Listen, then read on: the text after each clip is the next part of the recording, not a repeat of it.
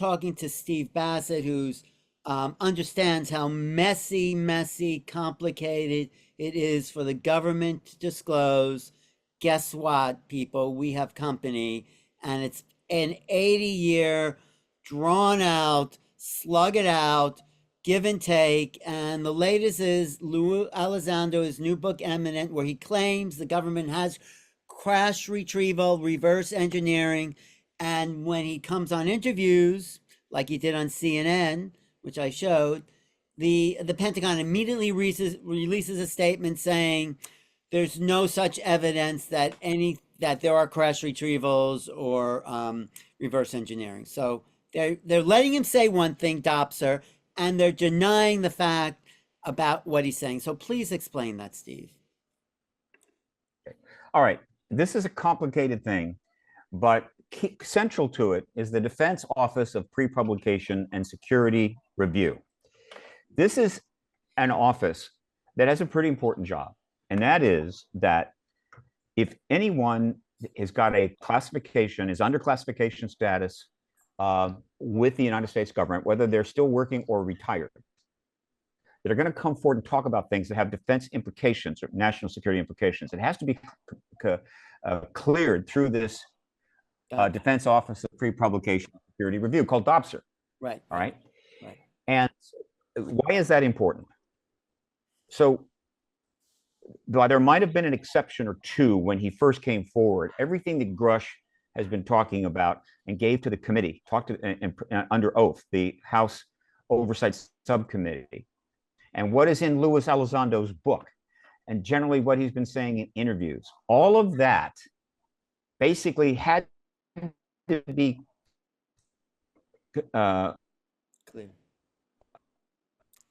cleared by DOPSR. If you go to DOPSR and say, I'm writing a book, all right, and they then review it, you may have things in there you've completely made up, right? They don't violate any security, but the story or the fundamentals are fantasy, whatever, they clear it, right? If you say something that clearly is a problem for them, it's revealing or some other aspect, they will say, you can't put that in the book. You can't say that in an interview. Lue Elizondo's memoir. Either he's making it up or they have said, you can't put this forward. And so what that means is that what has been coming from Grush and Elizondo and some others regarding what is going on now, which essentially on a literally basic casual examination is basically saying, yes, we have non-human tech, we have non-human bodies, we've engaged this issue, we know about this issue. That has been cleared by the government, and it's true. And so, but then you have statements coming from the DOD through their spokesperson, Susan Gao, who does not write these. It's just her job to give them to the press, so people should get off of her back. Right? She doesn't establish policy and that push back against this and say, no, there is no evidence we have found. There is the Aero Study report, which was issued as kind of a desperate act by the Defense Department after Chuck Schumer came forward after they gutted the initial bill, the first UFO Disclosure Act last year, and they gutted it. Then he came back into the Senate and said, no, we're not done. We're coming back at this. And they panicked. They issued this formal Aero Study report. Essentially, no, we didn't find anything. There's no evidence of any re-engineering program, which is a total lie. This is pushback from those within the Department of Defense that just can't, they're not ready for disclosure. They don't want it now. And so there is that. On the other hand, the reason that so much of this is being cleared by DOPSR is because the Department of Defense basically does know that the truth embargo is ending, that in a relatively short amount of time, the legislation is going to get passed one way or another, that there's going to be a hearing in which witnesses are going to come forward with testimony beyond even David Grush, and the truth embargo is going to blow up and it's going to be over. All right. And so they're having to have it both ways. Now, part of that is because what has been going on, all of this legislation and the background meetings of many background meetings with witnesses coming on the Hill and talking to members of Congress and getting them up to speed, as well as reports from the DOD classified under the legislation that's been passed. is all part of a process designed specifically, right, to set up for the president to disclose. It has nothing to do with the government making an effort to study this issue or find out what's going on. We had no idea that there was something in the sky. No, it's not about that at all. Though they make it look like that, or there are those that claim that. The people, a lot of the citizens that are watching this, that's what they think. No, it is a process to make it possible for disclosure to happen in a way that is going to be responsible, nonpartisan, and minimally disruptive. The president just can't wake up one day and start ordering the Pentagon to start handing out gun camera footage to all the news people, right? And start dragging the crash retrieval stuff out on the White House lawn. No, it's got to go through this process. It is dragged out too long because of other events taking place domestically and foreign. And so it's been a stressful thing. It's been tough, but nevertheless, it is proceeding. And so that is what people have to understand. So if you get a negative thing coming back from whether this is defense contractors or it's Department of Defense spokesman, you have to put that in one box. And that is kind of pushing back here, right? Not quite ready. On the other hand, when you read Imminent, when you read the testimony of Grush at the hearing and so forth, you can take that to the bank, all right? What they are saying, as well as quite a few other people, is that we are, in fact, not alone. We do have crash vehicles of non-human origin. We are re-engineering that technology, and eventually you're going to find that out. That is the situation that's going on right now. It is tough. It is tricky, and my job is to try to help people understand it. So that's basically my answer, Alan, to your concern about the recent statement by Gal. Yeah, okay, I get that. I get that some people are pushing back in the Pentagon. I'd love to know who those names are, but we can't go into that now. I want to give people an overview of the disclosure process, including the Schumer rounds, the new amendment, and I know it's election time, so we're not going to look at that before the election, but where are we at and what's your estimate of disclosure date? There's a rapid fire process underway that's mixed in with the domestic politics now, which is extremely unusual, as well as very, very dangerous situations going on overseas, both in the Middle East as well as obviously Ukraine, which recently invaded Russia. I'm not saying it's right or wrong. I'm simply saying they invaded Russia. That hasn't happened since World War II. So essentially, we had the 3 rounds of legislation. The third one was the big one, right? I'm sorry, the fourth one was the big one. It was the UAP Disclosure Act that Schumer literally put it right out there, right? Saying, this is it. This is the act that's going to allow everything to come out this in an orderly way. Here's the way it's going to be done. We're going to give powers to a UAP review board overseen by the White House. We're going to have subpoena power. We're going to have eminent domain. All of that. That was put forward, right? In the summer of 23. That was too much. The defense contractors pushed back. They used all of their resources and lobbyists to basically threaten certain key members of Congress. Like, you don't pass that bill. You've got to change that bill. There's going to be consequences. The DOD probably also put pressure, and the bill was essentially reduced to a basic rump bill. Still significant, non-trivial, but not nearly as threatening. So they succeeded in doing that. Then Schumer comes back and says, we're not done yet. We're going to continue to go after this. That really frightened them. And so they took a very, how would you say, risky maneuver. They decided, look, let's see if we can do a Condon report like we did in 69. Let's put out a report. We'll get Sean Kirkpatrick, who's quitting anyway and is very unhappy and angry about the whole damn thing. And I don't blame him. He'll sign off on it. And this study will say that Arrow looked at all this stuff and studied all these reports going back many, many years, all the way to 47, which would have taken them years, millions of dollars. And there is no evidence that we see no evidence of any non-human tech in our possession or any other thing convincing us that there's an ET presence. It's a totally bogus report, but it was desperate. So that happened. All right. And so that was a blow. But interestingly enough, shortly after that, Robert Garcia, who was part of the House Oversight Subcommittee, who asked a very key question of Grush, which I'll mention in a bit, his response to the false Arrow study report was to introduce a bill into the House, which held part of what the UAP Act had from the previous year. basically saying, look, let's get that review panel. In other words, that was his way of saying, I don't believe a word of that study report. I'm a member of the House subcommittee, and he's a Democrat, doesn't matter. And so that was his response. Okay, I'm sure they said, ooh, okay, well, look, that's okay. We're still winning this.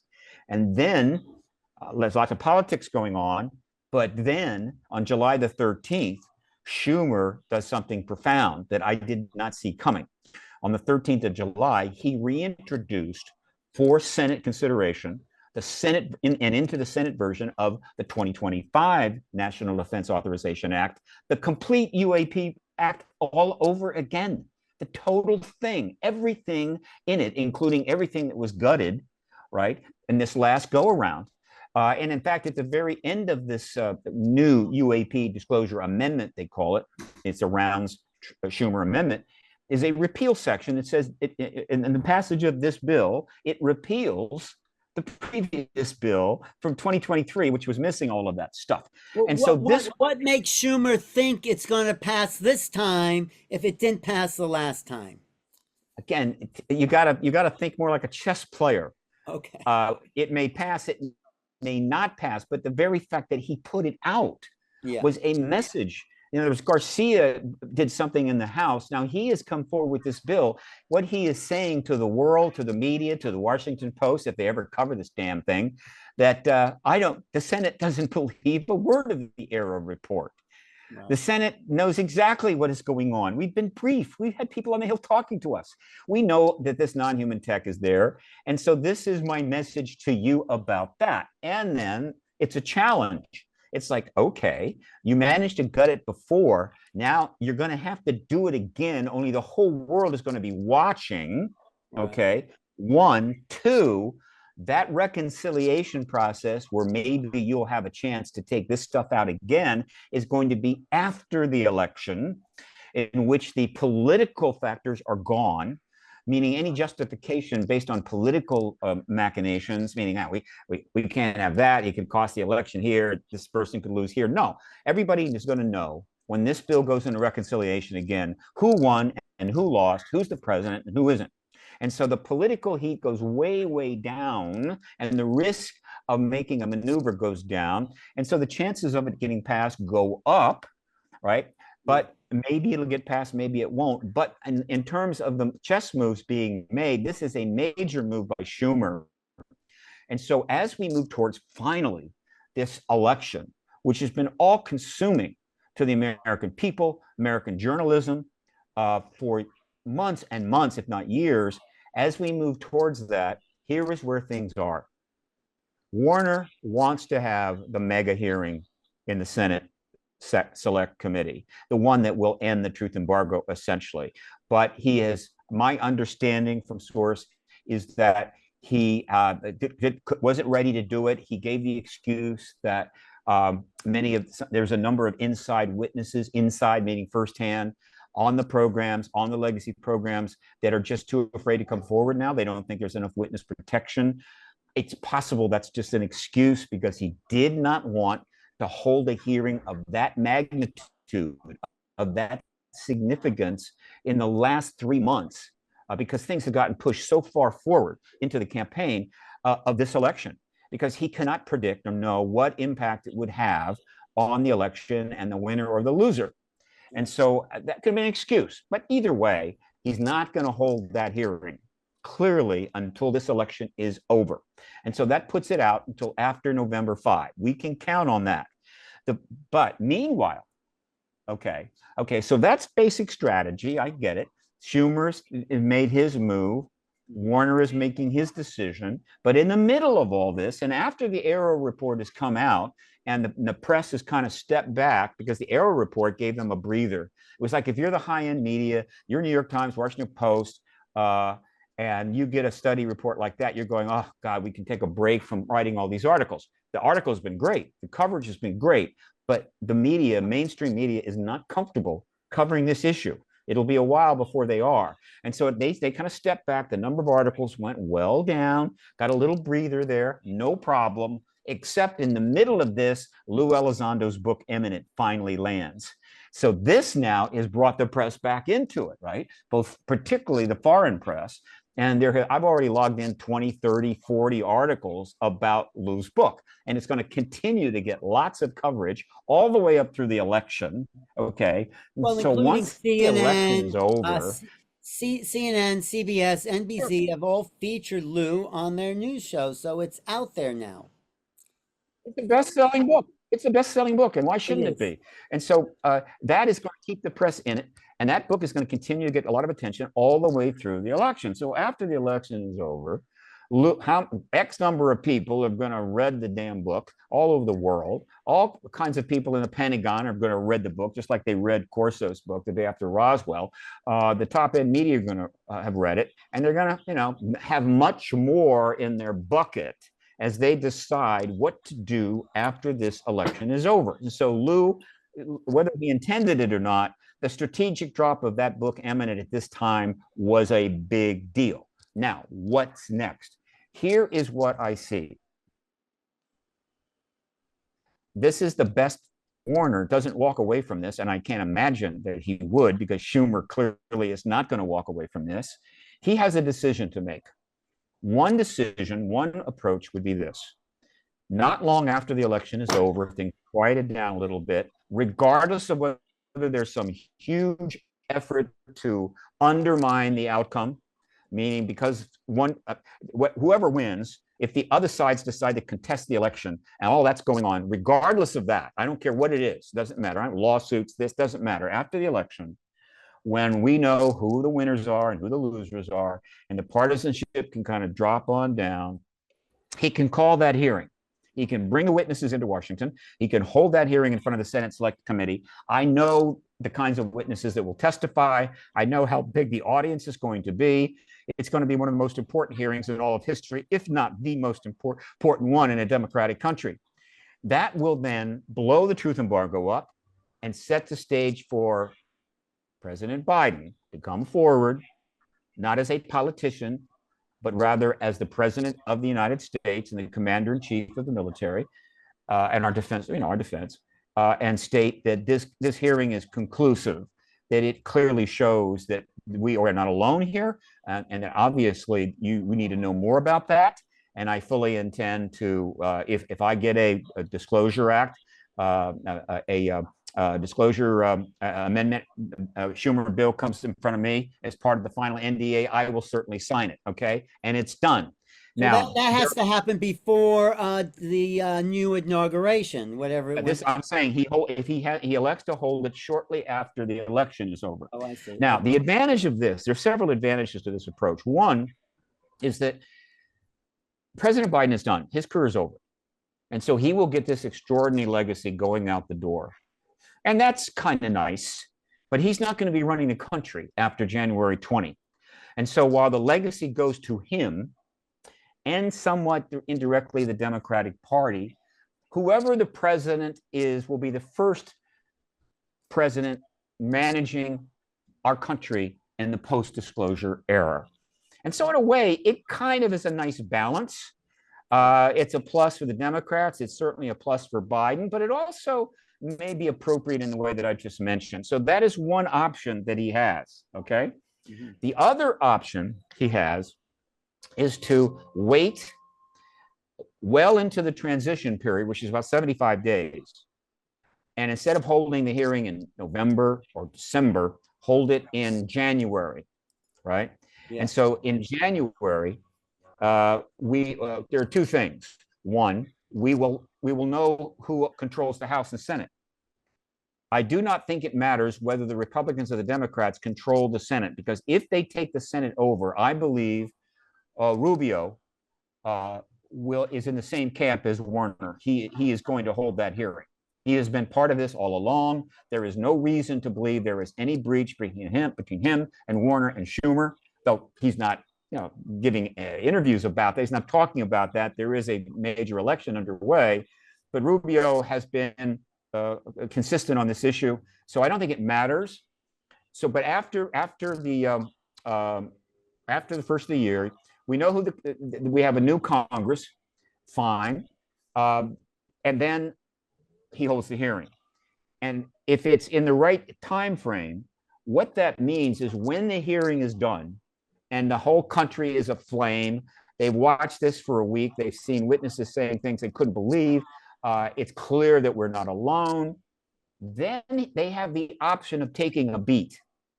So the hearing wraps up. The press has a million questions, and they're wanting answers, but the response is, look, clearly this is a big deal. We'll discuss this after the inauguration.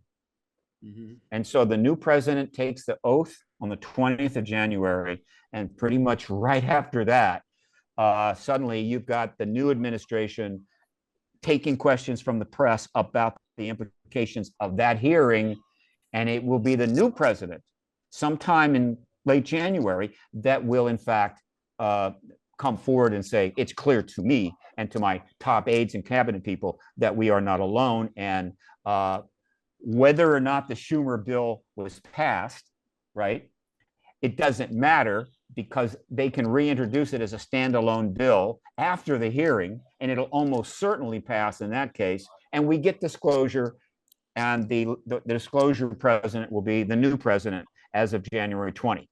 The third option, the one that I think is the wrong one, is that he somehow pushes this all off until after the inauguration, and then holds the hearing after a new president is in the White House. And then we have the hearing. And then that president is put in a position to come forward and end the truth embargo. I'm worried about that for a number of reasons. The politics is so strange right now, and it could get even stranger as we go deeper into January. But the most important thing that concerns me is this. There are at least two huge crises underway outside of the United States that at any time could escalate to be virtually existential, if not all-consuming. And if that happens, it could give, the Pentagon and others a decision. We can't deal with this now. Let's put it off further into 2025. I don't know what the hell's going to happen. And as you know, I've talked about this in countless interviews. I believe there's a direct relationship between getting disclosure done by our, hopefully by our president, and then ultimately followed by every other head of state, and our ability to avoid catastrophic outcomes from these circumstances. There is a direct connection there. So I see it as almost existential that we get disclosure ahead of something really bad happening. And so that option is very concerning to me. And the last option is put it off indefinitely, meaning, look, let's just not deal with this for a while. Let's settle the Middle East. Let's solve the Ukrainian war. Let's solve all our domestic problems. When everything is wonderful and happy, then the people have a right to know the truth. That is BS, and I don't think it can happen. And that's where we are right now, Alan, if that makes sense. I hope No, it that does. totally makes sense, because I know you studied it. What do you think of the statement Eric Davis made maybe 6 months ago, where nothing happens unless the phenomena okays it, or something to that effect? Seems like it's not the government pulling the strings, it's actually the phenomena itself. Do you agree with that? And how could that be true?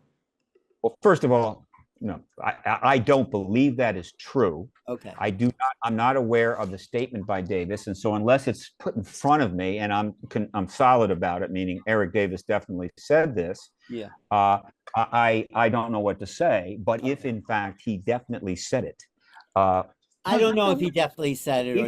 If in fact he definitely said it, I consider that very, very questionable. Eric Davis has had a difficult time on this issue. And one of the things that has caused him the most problems is the Wilson Davis notes. Yeah. As you know, that came out some time ago. It's a product of this whole massive overclassified world, and everybody's scared to death, and they're under all kinds of scrutiny and NDAs and everything else, and you can't say this and you can't say that. And so he had this meeting with Wilson. There was an agreement it would never be talked about. And Wilson told him, if you say anything, I'll deny it ever happened. That's exactly what happened, because those notes came public via Edgar Mitchell. Through Edgar Mitchell's estate, someone got him and talked about him. Hey, I don't think that's a bad thing at all. And to put a point on that, just recently, Eric Davis just put out a statement. It came through social media. I think it's probably true, in which he states, one, Yeah, that meeting happened. The notes are real, okay? But they were never supposed to come out. And he throws shade on Edgar Mitchell. He throws shade on the people that were dealing with Edgar Mitchell, and he throws a lot of shade on the people that have come forward with it, right, and talked about it. He's still angry about that. Now, if I'm reading that correctly, all I can say to Dr. Davis is you served your country. You're a brilliant man. You've done some great science, but you're hanging on to this truth embargo.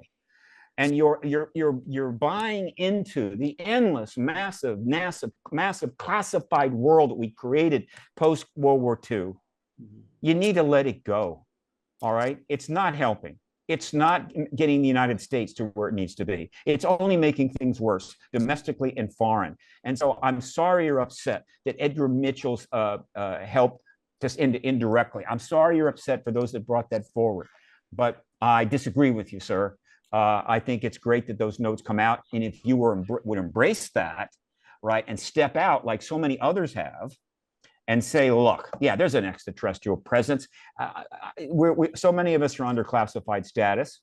People like Nolan, Carnell, and Mitchell from years ago and others, you would find you would be received very, very well. But there will be people, and they have their own personal reasons, who are going to cling to this truth embargo until literally there is no other choice. And they will cough up well, it's true, but really it should never come out. And then they will go about the rest of their lives. Right. Okay. One more question, because I know you have time.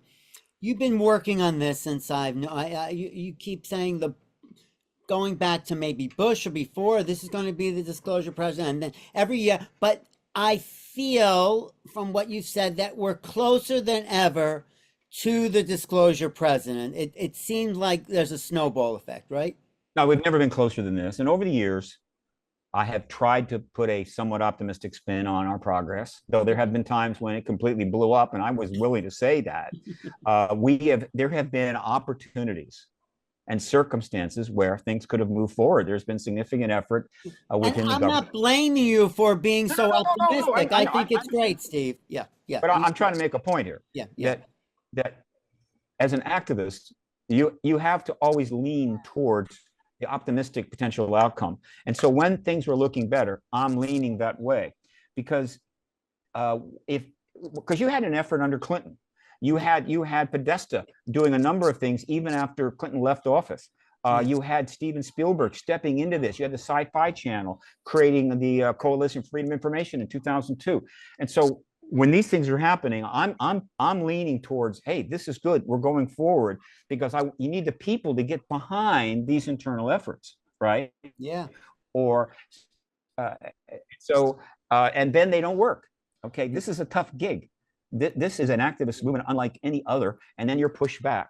And then what do? You don't just cash in and go home. You stick with it. You wait for new progress to be made, and then you lean into that.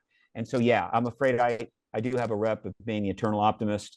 We need that. We need you. You are on the beat, and this is a day-to-day drama. This is Shakespearean, what we're witnessing in history here, and I think that you're right. We are closer than we've ever have been, and right there. And by the way, I'm not. Believe me, I'm one of many people that are driving this activist movement, and the leader right now. In other words, every major activist movement has had an individual that was kind of considered the point of the spear, right? This movement has not really had that.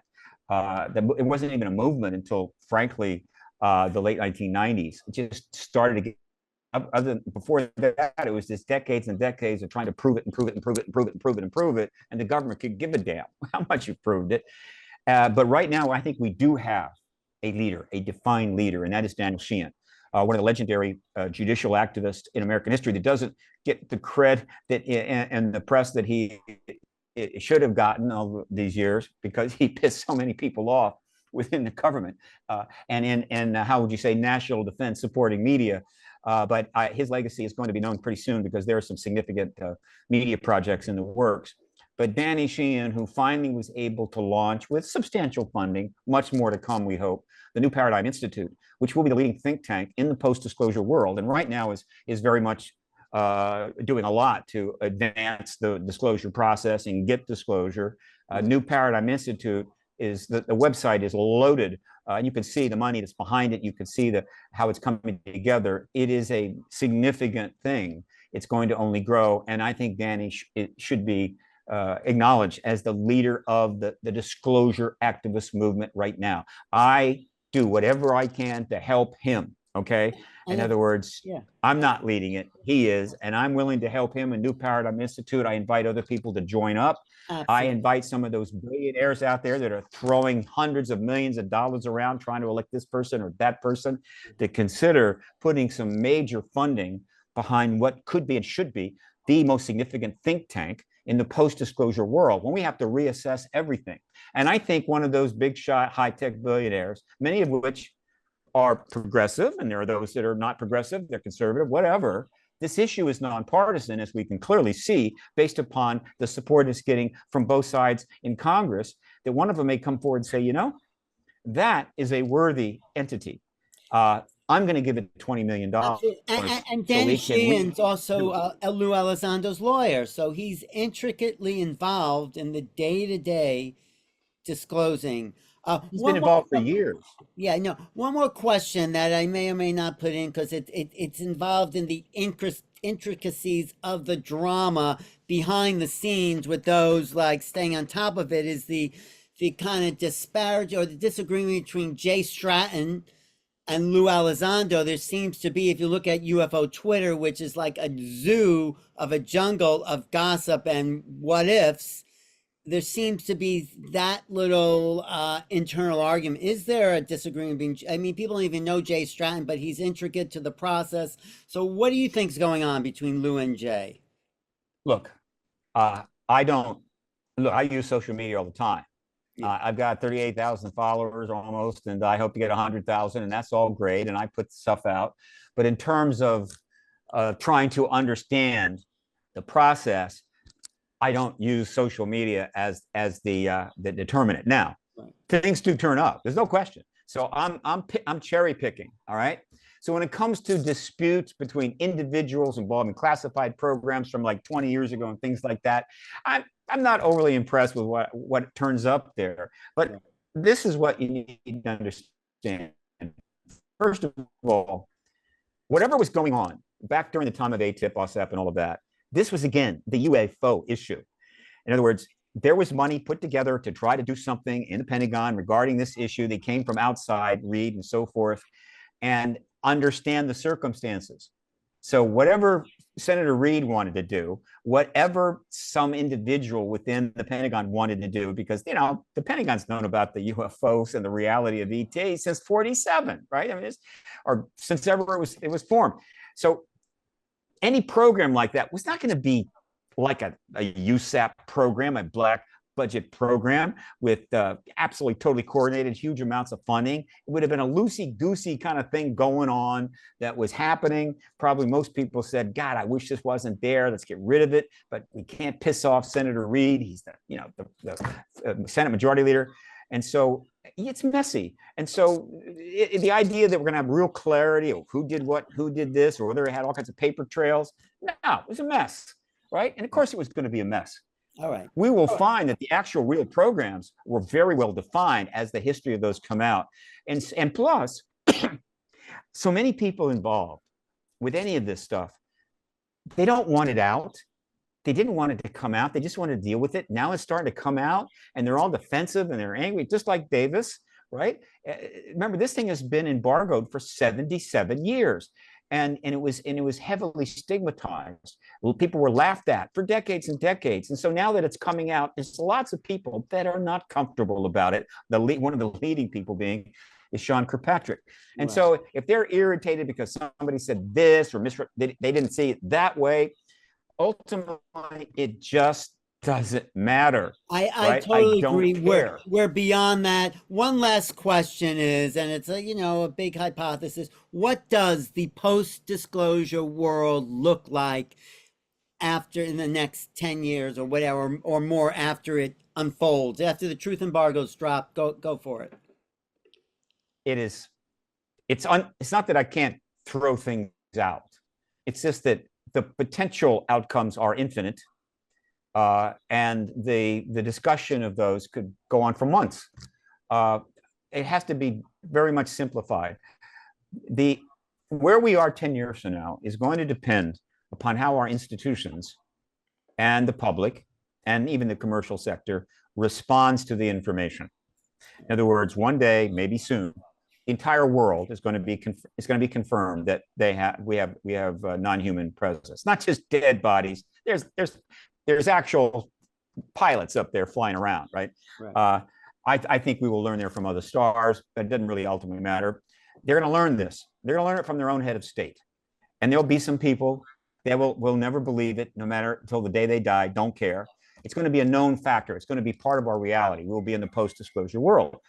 And how we deal with that, what will be, as Danny Sheehan, and I both have said a million times, the greatest paradigm shift of all time, which is why paradigm is in his think tank's name, and paradigm is in my name, and has been. By the way, mine was in their first new paradigm. The paradigm research group. How they respond to the greatest paradigm shift in history, and that is going to be a complex process that will start on day one. Now, some entities maybe are preparing ahead of time. There may be corporations that already know this is coming, and they're already doing some internal stuff, how they are going to deal with it, where they may go. Certainly the defense contractors who have been working on ET-related projects and re-engineering and so forth for God knows how long. Oh, they have a lot of plans for how they're going to deal in the post-disclosure world. Mostly, it involves making huge sums of money. What about the education system? What about the political institutions? And of course, the government and the intelligence agencies, and what are foreign governments going to do? How is it going to affect international diplomacy? Is it going to affect changes in how we are dealing country to country? Are we going to revisit treaties and so forth that have been abrogated or no longer followed, that are essential to the safety of this planet? Are we going to review our whole method of behavior internationally, where essentially war is politics by other means on a regular basis, and the casualties are in the millions and continue to be in the millions? Slaughter. All right, are we going to revisit that? Are we going to end this 12,000-year history of endless wars, which have almost all they do is destroy infrastructure, but they do tend to keep the population down, which we still can't support. Why? Because we're spending trillions and trillions of dollars on war, and there's not enough money for food, clothing, housing, and toilets. And so this reassessment can go in a lot of ways. Could it trigger a nuclear war? You can't rule it out. You can't rule out that it'll be that unknown that turns up because of disclosure happening that triggers a nuclear war. Well, that would be bad. I see it as a very positive thing, that maybe the planet can pull together, realize we're all humans on one beautiful small little planet in the middle of an infinity of space, and let's pull together, family. Let's do this. Let's be our one global family. Well, there's one outcome that could happen too, but it's bullshit. All right, and that is somebody will jump up after disclosure and say, "Oh my God, let's get together. Let's get some treaties with the Soviet Union. Let's solve our problem with China. Let's come together and let's mass our resources, because we've got to defend ourselves against this absolute existential threat." That which serves the military intelligence complexes and the defense contractors on all sides, huge, right? Oh, even more trillions must be spent on weapons.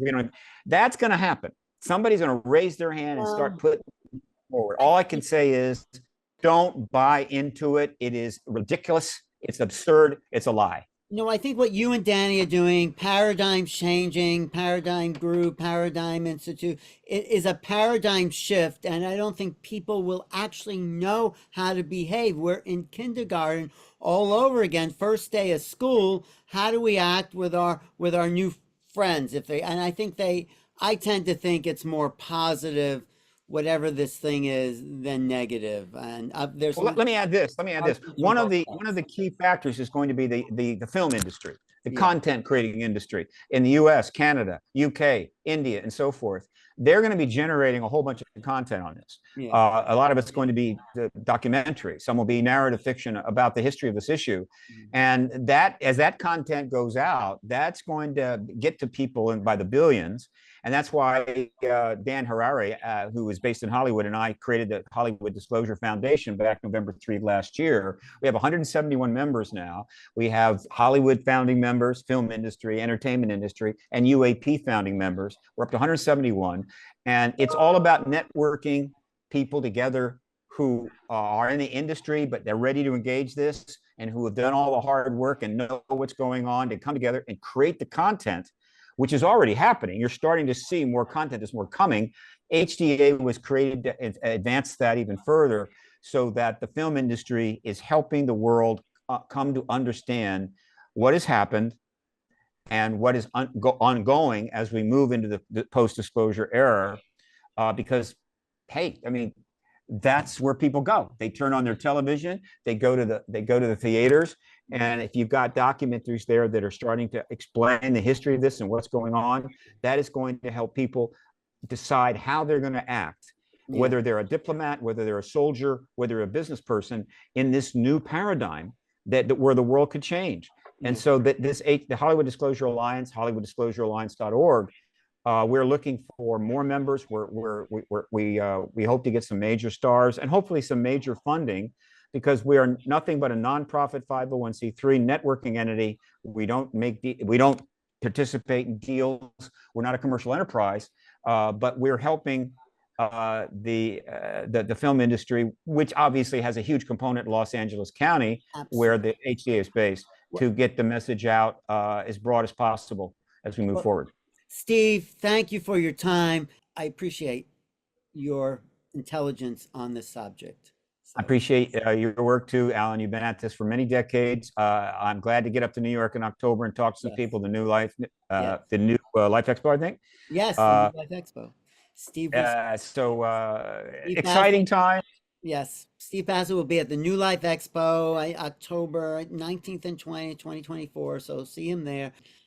Thanks again. I will revisit this, of course. My pleasure.